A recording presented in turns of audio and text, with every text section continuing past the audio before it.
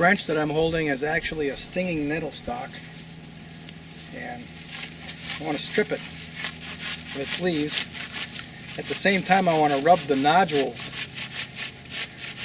on the stalk, weaken them a little, so that I can peel the cord, peel the skin off, and make cord out of it. Of course, I'm doing that with my gloves on, so I don't get stinging sensations all through my fingers and hands. Once you do that, you can take the gloves off. It's a little bit finer work. Now we want to peel this skin off. Now we want to peel this skin off so that we can make a cord out of it. This is turning out very well. I noticed that the larger the stalk, the thicker the stalk, the easier it is to peel the skin off. Probably thicker skin. So we got two nice cords here out of this. One stripping. Look at that. There you go. Look at that. There you go. We'll drape one over this camera here. Save it for later. And here is my cord. So my story of wild rice is I participated in a permaculture design course, and I'm pretty sure the course mentioned wild rice too. This permaculture thing was developed by a fellow by the name of Bill Mollison, and he had help. So there were other people involved. But I began to listen to some of his videos. And one particular video actually was just an audio. You can't even find that. It's about aquaculture. He highly praised wild rice as a plant that one plant can grow half a pound of rice, which I found amazing. For one thing, I didn't really know much about wild rice to begin with, but for one plant to grow a half a pound of seed, I thought was pretty amazing. Something that can live in a swamp, grow out of water. And as he mentioned, he says, yeah, you just put down some pipe segments in the ground in a wet spot, plant your rice in those pipe segments, and you'll have rice. So I thought, well, geez, I own this property up here. I had an excavator come in, and I dug this trench here. It's a quite long trench. I think it's 60 feet long. Just as it's coming down a slope. So all the water, all the rainwater that comes in on the slope comes in and drops into this trench. And right away, that late fall, I planted rice in it. Matter of fact, I ordered the rice, and it didn't come until very late. I ordered it out of a wildlife place in Minnesota, and it showed up the day before everything froze up for good. So I planted that. As soon as I got it in the mail, I rushed up here and I planted it. And the next day, everything froze up. I had no idea if it was going to grow. You know, this was a brand new dug trench, and it was just clay subsoil. Oh boy, was I surprised. It grew. Not only did it grow plants, I mean, it was loaded. It was loaded with plants. And it grew a lot of wild rice. I got some video of it someplace, but I don't think I have it on YouTube. I'll have to dig some of that out. And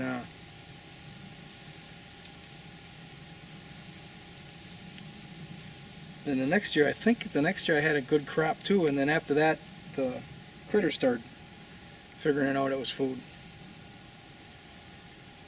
So I think it was the third year maybe, and I'm not unclear. I got it all on video, so I just have to dig some of that out. Oops. And then it was hit or miss after that. For years, a couple of years in a row, there was nothing here. It would come up and then it would disappear, and I didn't understand it. What happened to it? I didn't know. And, well, maybe it doesn't want to grow here. But then one hunting season, I was up here in a tree stand hunting for deer, and I saw a vole swim out into this trench. And there were still some little grasses growing in here, and it was grabbing the grasses and heading back to the shoreline. I thought, well, that's what happened to the wild rice. Well, consequently, since then, I've also learned the deer are eating on it. As soon as it comes out of the water, the deer like to eat it. And also the ducks. So we had that. Oh, and one other thing, I got a video of muskrat grabbing it. I mean, he'd come and grab it, and then off he went. So we have 4 predators here that started eating the wild rice. And that's why it would disappear. We had voles, muskrats, deer, and ducks. And I also have geese visiting, so who knows, you know, they probably were eating some of it too. They're grass eaters.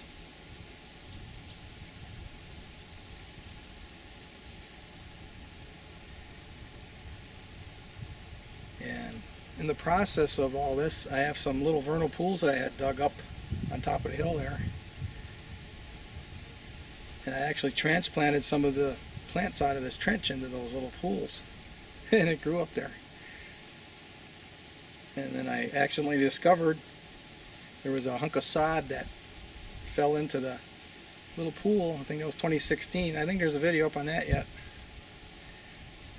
And a really big wild rice grew out of that sod. Big plants. Lots of seed. So then a couple years in a row, I put compost in it, and it grew pretty good up there. I started growing it in some of the other spots.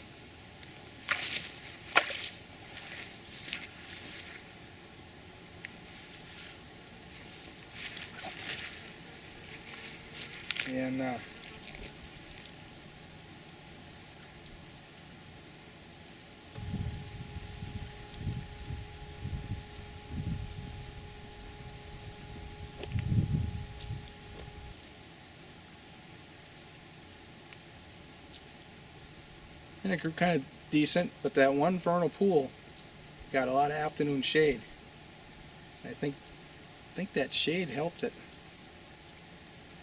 And it grew some really nice rice in there. Now this year I didn't do any compost in it, and it's growing rice, but it's weak, it's small. It's like it was in the beginning up there. So it's an interesting experiment what's happening. I'll go ahead and I'll fertilize it again next year. This supposed vernal pool, which has turned into a little pond because the rain just never stops, at least the last 3 years. And I planted wild rice in here, and this little corner here has always been the best spot. This year we haven't got the predation like we've had in the past. We can kind of look at it. No, I didn't put any compost in here this year. This is probably one of the tallest ones. And that's not even close to being tall compared to the ones in the real fertile areas. And the rice heads are small. The rice looks small. There's some in here. Last year there was none over here. This whole strip here was predated on right down to nothing. This year nothing's eating them so far, and we're getting rice. There's a lot of rice right here. Now the experiment is I've been pouring compost in here that I make at my house, and I didn't pour any compost in this year, and the rice looks rather anemic, where I've had good rice here in the past from that compost. So next year I'm going to put more compost in here. And there's a little rice stand right here. This had pretty good wild rice 1 or 2 years in a row, and then ever since then it's either nothing or this smaller rice, smaller stalks. There's quite a few. Way more than normal. I think that old doe that we harvested last year, she was the one that would come in here and eat it. And it emerged. She probably thought that's a delicacy. Yeah, well, she's right, it was. We got some Aronia that's starting to ripen. I normally wait until a couple of frosts and it starts to sweeten up. That's a house wren, she's scolding me. This is where we get our stinging nettle from for the cordage to bundle the wild rice.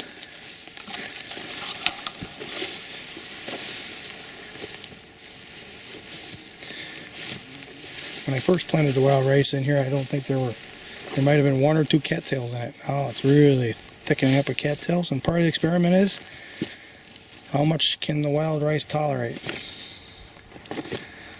According to the experts, can't tolerate any. So we'll find out. And then I'm told that the lilies outcompete them too.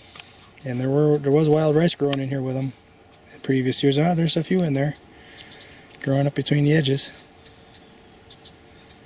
And we're going to find out. So along this strip, this actually started by me transplanting roots in here. As soon as the rice gets out of the water and it produces a stalk, a stiff stalk, that's when I transplanted it, and it worked. They all lived. And I had just planted a line of them all around this pond. And all this is from that planting. I think 2014 is when I did it. And it's persisting in here. The experts say wild rice can't grow that way. It needs a flow. You know, see, 2014 I transplanted it, so 15, 16, 17, 18, 19, 20. 6th year in a row. This I caged because the doe, I think, was eating it. And the only thing that's changed that I really know of is we shot that old doe. And now we have no predation. And this is a little bitty pond, so we don't have muskrats up over here, up on top of the hill. I mean, they can walk here if they want, but they haven't. And I don't even have any sign of muskrats this year at all. Of course, the ducks can fly in here. And I have jumped ducks out of here. Or flushed them out. But nothing's eating them this year.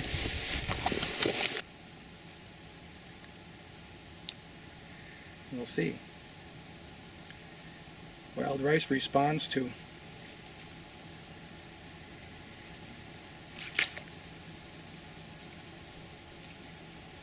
being fertilized. And this is compost that I made special, an aerobic compost. So when I put it down, I was thinking, well, you know, maybe wild rice don't want any aerobic compost. But it's part of experimenting. Find out what happens, right? So now that I didn't do it this year up there and it didn't grow very well, that's part of the story. So you can see there's a stick in here. That stick is a willow. And the willow bends very easy without breaking.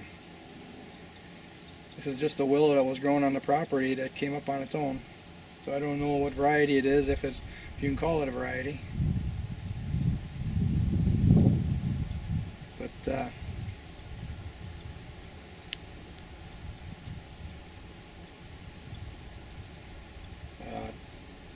what we want to do is we want to bend this over, and I don't know exactly why we want to bend it over. That's what the jib would do. They bend it over. So now I'm bending it over too, because they are. And the reason why you tie it up, there's a couple of reasons. One reason that was mentioned in the permaculture information is the wild rice that are on the stalks here, they ripen over a 3-week period. So there might be 3 or 4 that are ripe on here and they fall off. And then the next day maybe 2 fall off, and the next day a couple more fall off. That's why you got these canoers that are going through all the time, because it's not all ripe. So, you know, they hit it with their stick, bend it over and hit it with their stick, and the ripe ones will fall out. But by tying it up, now we're preserving it. It's not going to fall into the water. And then the other reasons, I have an acquaintance that's in Ojibwa. He says also protects it from the birds and other predators. So here it is. I just tied one up. There's 1, 2, 3, 4, 5, 6, 7, 8, 9, 10 stalks in this one. Oh, 10, 11, 12. 12. And this one, a dozen. So that's a job well done right there. I did this one here earlier. So that's a job well done right there. I did this one here earlier.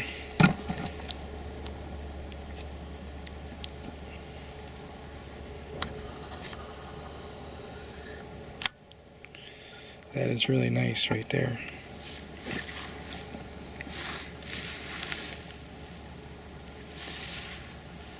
There.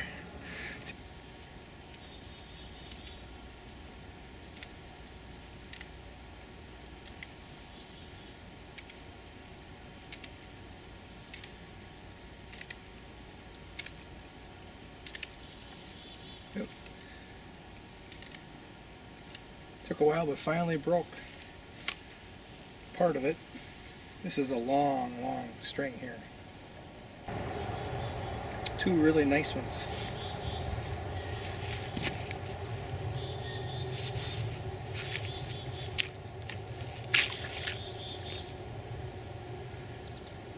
Okay, I guess we want to be over here just a little more. I'm going to have to build these sides up with rocks, I think, so I can get at it. But you know I got enough to do, so I probably won't.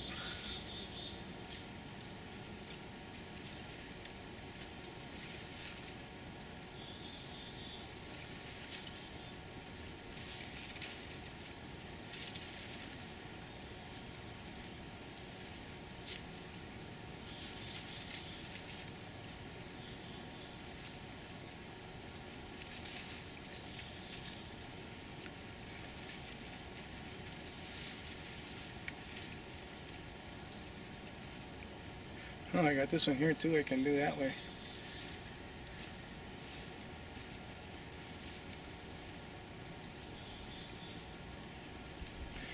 don't think these will reach. Let's try this. Oh yeah. Oh yeah. Let's do it. See what happens. Can't be any worse than having no rice at all. I've had no rice at all in these in this trench a couple years in a row. So this year I haven't got any muskrats. There's no trails, there's no sign of muskrats anywhere. But I saw a mink in the swamp just a little ways away here as I was walking back to build a tree stand. So mink is the solution to the muskrat problem.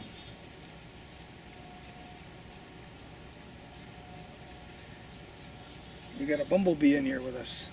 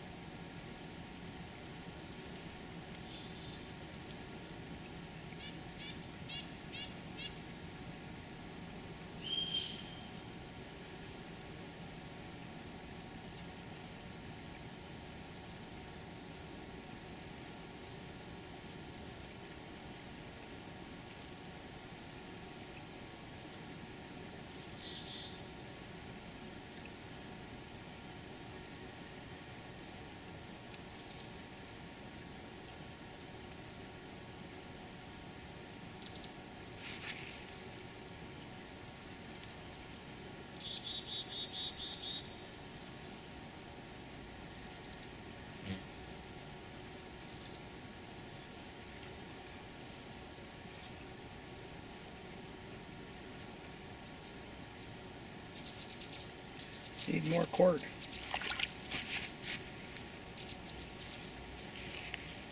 Is there any left on this one? Oh yeah. Need a short piece.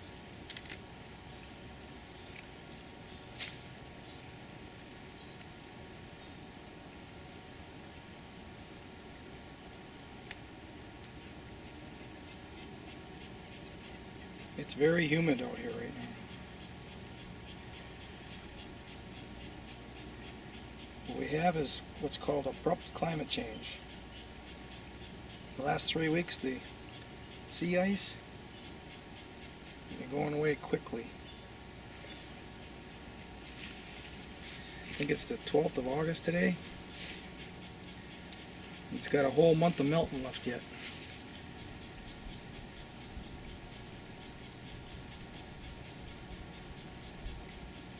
When that thing goes ice free, then we're going to have some big time weather changes. I mean, we already got some pretty big weather changes, but it's going to be bigger. Humidity is what's called wet bulb temperature. And that's the problem. That's the main problem.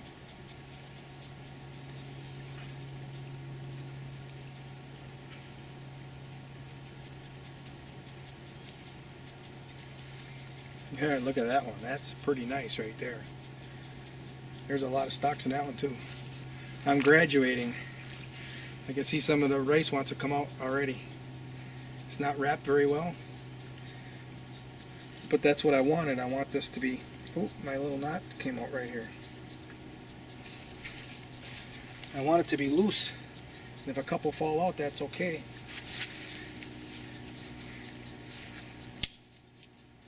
It's not about getting all of them, it's about getting good ones.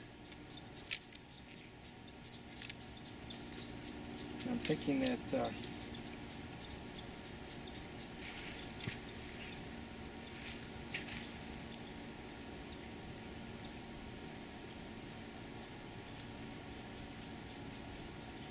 I've got some bundled really tight already where you can't even see rice, it's bundled so close together.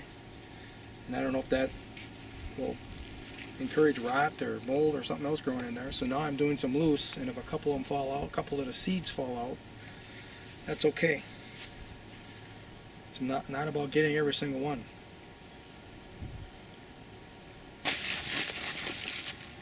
This is stinging nettle. This is the cordage that I'm using to bundle the wild rice to my willow sticks. So first we get all the leaves off and branches and rub the nodules a little bit to weaken them, and then we make our cord.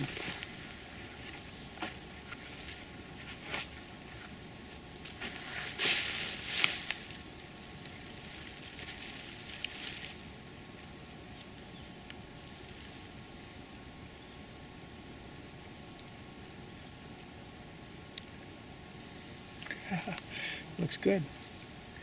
Making 2 cords at once here.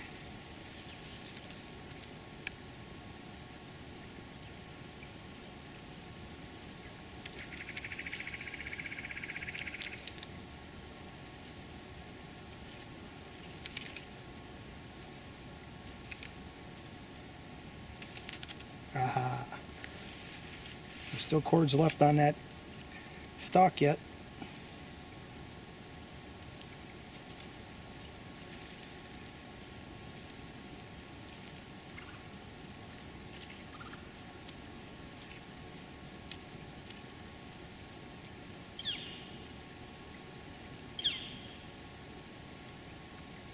That's what we're going to get. This is the best one here. We'll save that for the last batch, and this one we'll start it with.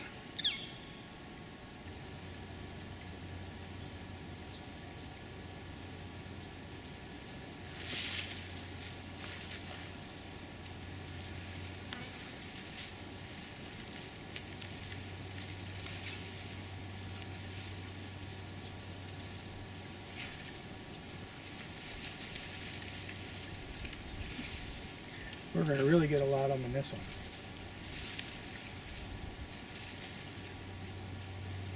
Because they all reach. That's a lot.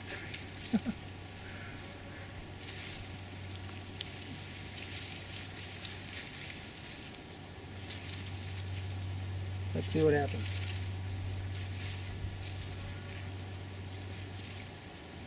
Compared to my other ones are just monkeying around. This is real stuff here.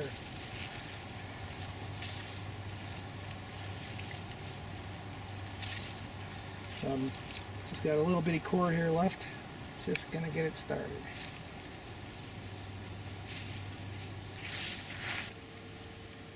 We've had years and years in a row, 3 years in a row, I think once, we had 0 wild rice in this trench.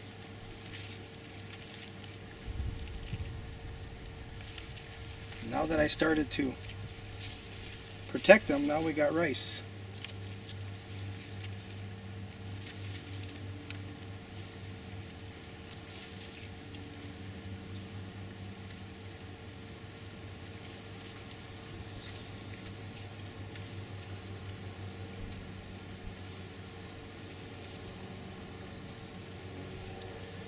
And the first 2 I put down here, I used mosquito screen because I came here and I was expecting to see rice and it was like all gone. And I could see the rice under the water, but up above everything was clipped off. So I had mosquito screen here because I want to build a porch with mosquito screen. And I ended up using that along with some shorter 2x3 inch welded wire cages. And these 2 that I did last year are just loaded with rice. So I'm kind of wondering if there's other things in the water column, other creatures that eat the rice once it falls into the water. Because this mosquito screen keeps everything out of there. But now I put new ones out with hardware cloth. It has a wider diameter. And we'll see if there's little creatures that go in there. If those are less rice plants in those than these mosquito screens or not. I don't know. We're going to find out.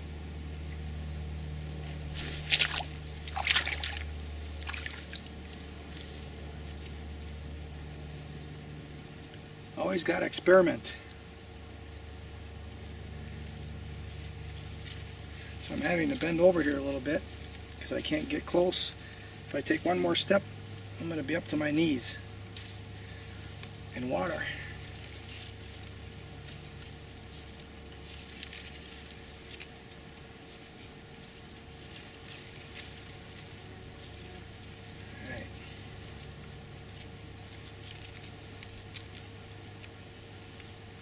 Start.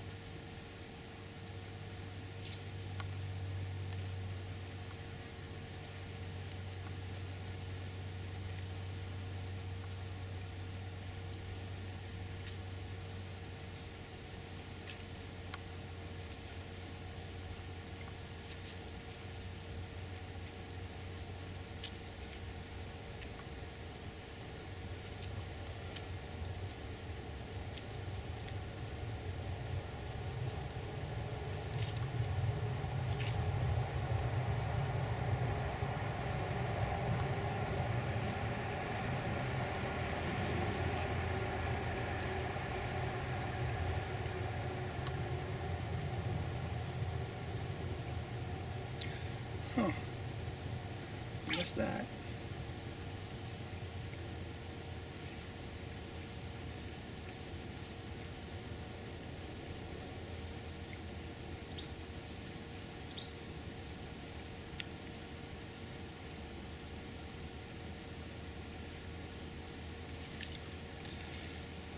It had split in half, and I was doing a single and instead of a double, and I just kept wrapping it until all the double was on here.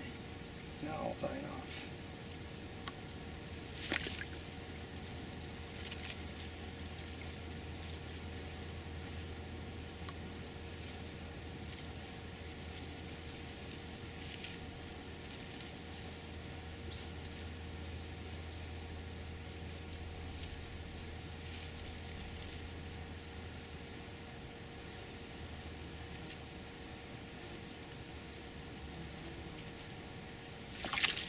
Looks nice.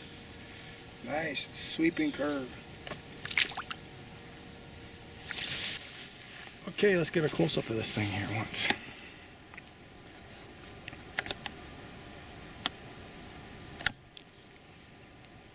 That's my wild rice back there.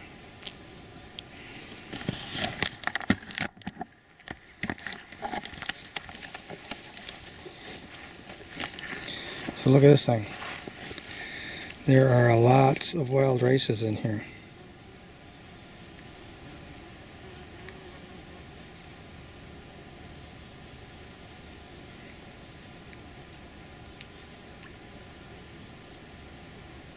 There might be 40 plants in there. Here's another one that's tied off. Here's the one I just finished.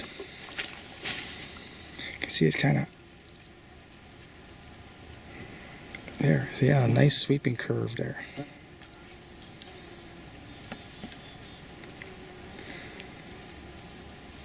So those rices that are not bundled, there's not a lot of rice in there yet. There's just empty shells.